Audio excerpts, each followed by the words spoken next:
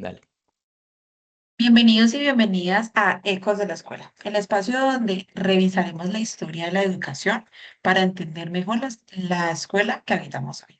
Soy Caterine Paola Acuña Galindo, estudiante de la maestría en educación de la Corporación Universitaria Iberoamericana. Bueno, yo soy Joan Esteban Montenegro, soy docente de Ciencias Naturales acá en una institución educativa en el Valle del Cauca. También soy estudiante de la maestría. En este episodio vamos a conversar alrededor de tres asuntos. ¿Quiénes construyeron el sistema escolar en Iberoamérica? ¿Qué intereses defendían? ¿Cómo lo han resistido y reinterpretado las comunidades, los docentes y los estudiantes acá en Colombia? ¿Y qué puede aportar ese conocimiento histórico al diseño de políticas más democráticas, inclusivas y sostenibles? Bueno, y lo vamos a hacer con los lentes en la teoría crítica y en la pedagogía crítica. Empecemos por el origen, Joan. ¿La escuela pública nació como un regalo? No, no nació como un regalo. Y creo que ahí está la primera trampa que hay que desarmar. El sistema escolar formal en Iberoamérica no aparece como un regalo natural, bueno, eh, ni como un progreso natural. Este aparece más bien como un proyecto político. Ossenbach, en el 2004, plantea que el nacimiento y el desarrollo de los sistemas educativos acá en Iberoamérica solo pueden entenderse como una relación con el proceso de construcción de los estados nacionales que pues se fundaron en el siglo XIX. Es decir, que el gran primer protagonista como tal fue el Estado. Este pues asumió como tal el control en la educación como función pública porque la necesita como tal. ¿Para qué la necesita? Para tres cosas básicamente. Primero, para legitimizarse. Las repúblicas recién independizadas requieren un relato común que justificará su existencia y pues la escuela como tal es el aparato encargado de reproducir este relato. Segundo, para integrar territorios profundamente fragmentados. ¿Cómo así que fragmentados? Los fragmentos de lengua, los fragmentos de regiones y pues lealtades diversas que se tenían en las diferentes regiones. Como tal, se puede decir de que la escuela homogeniza. Y tercero, para formar un tipo determinado de sujeto. ¿Qué tipo de sujeto? Un ciudadano leal a la nación, disciplinado y una fuerza de trabajo funcional, pues para las economías que en ese tiempo exportaban, ¿cierto? Ossenbach también advierte algo metodológicamente importante para nosotros. La historia comparada de la educación en la región no puede leerse como si América Latina fuera una copia o una fiel copia de Europa. No, eso normalmente se llama eurocentrismo. Hay que atender a las particularidades del contexto. Ok. Y ahí yo sí quiero sumar que algunos otros protagonistas que compiten con el Estado, porque hay que dejar claro que el Estado nunca estuvo solo. El segundo actor fue la Iglesia Católica, que venía administrando la educación desde el periodo colonial y no cedía ese espacio. Bueno, en parte del siglo XIX exactamente hubo como esa riñita porque no querían soltarlo. Ujú. Y era la pelea por quién controlaba el alma de la escuela. En el caso colombiano, Pérez e Hidárraga en el 2019 muestran que nuestra historia educativa está marcada por la alternancia de proyectos liberales y conservadores, que redefinen una y otra vez el propósito de la escuela. Con hitos como en la Constitución de 1886 y el Concordato de 1887, que devolvieron a la Iglesia la vigilancia de la educación pública. Luego tenemos un tercer protagonista que serían las élites criollas, que redefinieron quién merecía educarse y para qué. La universidad estaba en el discurso, pero la cobertura real era urbana, masculina y estrella. Ujú. El cuarto serían los maestros, situados históricamente como ejecutadores de programas diseñados en otra parte, con formación precaria y con salarios muy bajos. Pero también hay un quinto grupo que apareció por ausencia, que serían las comunidades indígenas, los afrodescendientes, los campesinos y las mujeres, cuyos saberes quedaran, esos saberes quedaban fuera del currículo. Entonces la escuela no es una institución neutra, es un campo de disputa. Ok, para leer una disputa hacen falta herramientas, no solo fechas. Ahí entra pues la teoría crítica como tal. La denominación de teoría crítica fue introducida por Max Horkheimer en 1938, precisamente para diferenciar su propuesta en lo que él llamaba la teoría tradicional. Su casa fue la institución, el Instituto, perdón, de Investigación Social de Frankfurt, fundada en 1923, y Marcilla Balseca, en el 2017, subrayó que su rasgo inicial fue el enfoque interdisciplinario, un diálogo entre sociología, psicoanálisis, filosofía y economía para comprender la sociedad moderna y las consecuencias humanas del desarrollo del capitalismo. Lo decisivo para este tema de conversación es que esta teoría no se conforma con describir solamente, aspira al mismo tiempo a comprender la situación histórica, cultural, histórico-cultural de la sociedad y a convertirse en fuerza transformadora en medio de las luchas y las contradicciones sociales. La marca distintiva es, como tal, el interés emancipador, o en palabras de Horkheimer, el interés por la supresión de la injusticia social. Hay un supuesto que a mí pues me interpela como tal, como docente.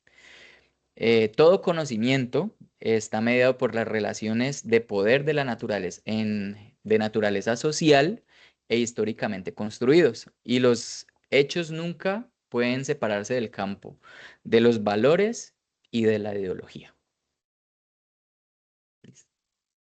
De esa tradición tenemos algo muy clave que nos sirve para clasificar las políticas educativas. Abersman, representante de la segunda generación de Frankfurt, distingue tres tipos de intereses humanos detrás del conocimiento. Tenemos el interés técnico que busca explicar para predecir y controlar la realidad.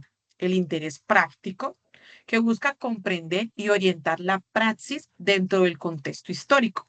Y el interés emancipatorio, que se relaciona con quitar el velo que oculta las ataduras y buscar los medios para liberarnos de ellos. Eso lo encontramos en Marcelo Velasca en el 2017. Ahora, si uno mira nuestras políticas educativas con ese lente y nos enfocamos, la conclusión podría ser algo incómoda. La mayoría opera desde el interés técnico, ¿cierto? Utilizando indicadores de cobertura, pruebas estandarizadoras, formatos, rutas de mejoramiento. Ahora, Klinkoe y McLaren advierten que la racionalidad instrumental y técnica es una de las características más opresivas de la sociedad contemporánea, porque se interesa más por el método y su eficiencia que por el propósito, delimitándose en el cómo en vez del por qué. Y ahí nos encontramos con Gamboa Araya en el 2011, que lo sitúa, y Maldonado en el 2008, el del por qué, y no nos situamos en el nacionamiento de la pedagogía crítica, justamente en el desencanto europeo frente a ese instrumento, que puede categorizarse sin razón, sobre todo porque las guerras, sobre todo después de las guerras, la razón había prometido emancipación y lo que produjo fue dominación. De ese desencanto nace la acción crítica. Ok, acá en Colombia el interés emancipatorio, esa palabra emancipatoria es de liberación, que se trata de liberación, tiene nombres concretos. Primero, y pues para mí el más importante, es el movimiento pedagógico impulsado por el FECODE desde 1982. Su tesis central como tal fue que nosotros los maestros no somos un aplicador técnico de currículos diseñados pues por expertos, sino un intelectual, un productor de saber pedagógico. Así se denomina la tesis del FECODE hacia los maestros. Esto surgió como respuesta a la renovación curricular y al diseño instruccional de la época, de ese tiempo.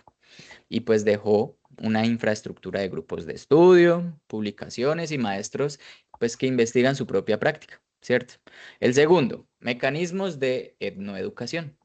Bueno, mecanismos como lo es la etnoeducación.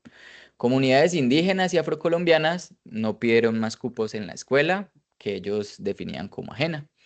Ellos decidieron o definieron una escuela pensada desde su lengua, su territorio y su cosmovisión. Eso queda reconocido como tal en la Ley 115 de 1994 y en el Decreto 804 de 1995. Más adelante ellos apuestan como tal en un sistema educativo propio, ¿cierto? Por eso existen en muchos sitios bueno, comunidades, lo que son instituciones etnoeducativas. El tercero como tal es la apropiación de las herramientas del propio sistema. El proyecto educativo institucional, o llamado también PEI, y la autonomía escolar. ¿Esto qué? Que muchas instituciones se convirtieron en el espacio para meter contextos locales dentro del currículo.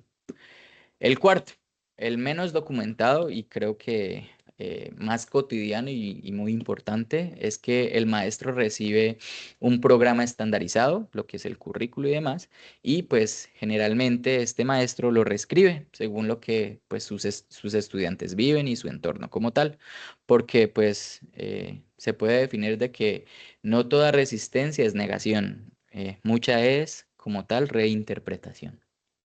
Bueno, y esa figura que describes, Gross, en el 2013 le pone nombre teórico y es el docente como intelectual público.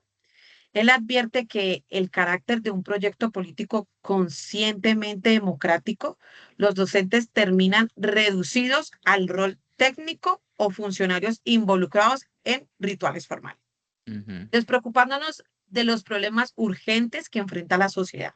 Frente a eso, propone que los docentes y académicos combinen dos roles interdependientes, el de educador crítico y el de ciudadano activo. Y hay un punto que desmonta cualquier pretensión de neutralidad. Para Gibbons, una educación neutral y objetiva es una contradicción en sí misma, porque la pedagogía no existe por fuera de las relaciones de poder, los valores y la política. Toda práctica pedagógica presupone alguna visión de futuro y legitima ciertas formas de vida social. De ahí sigue algo muy práctico. La pedagogía no es una receta que se pueda imponer en todas las aulas. Siempre debe definirse el contexto. Y el autor Guerrero en el 2007 lo conecta con la formación docente cuando señala que la finalidad de la teoría crítica es que el docente sea un ser autónomo, capaz de descubrir cómo sus prácticas educativas están influenciadas por su propia experiencia como alumno. Esto está citado en Gamboa Araya en el 2011. Básicamente es exactamente lo que reclamaba el movimiento pedagógico, la voz del maestro. Bueno, vamos entonces al tercer eje. ¿Para qué nos sirve todo este conocimiento histórico a la hora de diseñar una política educativa? ¿Cierto? Pues yo veo tres usos como tal. El primero es desnaturalizar. ¿Cómo así que desnaturalizar? Lo que hoy parece puramente técnico, una estructura de grados, un calendario, una prueba, que generalmente es una prueba a saber, ISFES de 2011, de 2011, perdón, de grado 11, es un sedimento, por decirlo así, de decisiones políticas tomadas en un momento histórico concreto, ¿cierto? Y a favor de pues, ciertos intereses de personas, de políticas públicas y demás, ¿cierto? Y pues pienso que si algo fue decidido, pues puede volverse a decidir, podemos cambiar eso.